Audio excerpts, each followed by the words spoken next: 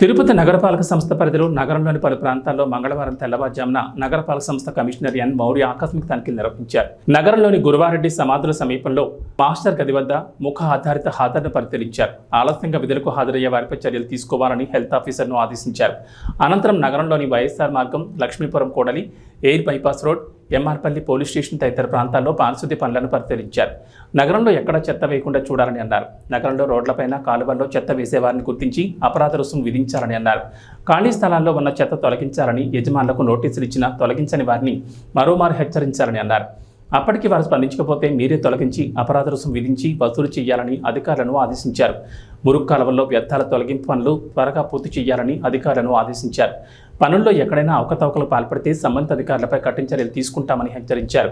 Commissioner వెంట superintendent engineer Mohan, municipal ఇంజనీర్లు Chandrashekar, Venkatramareddy, DE Sanjay Kumar, health officer doctor Yuva Anvesh Reddy, DCP Srinivasulu Reddy, sanitary సూపర్వైజర్లు Chenchaiah, Sumathi, town planning సెక్రటరీలు తదితరులున్నారు.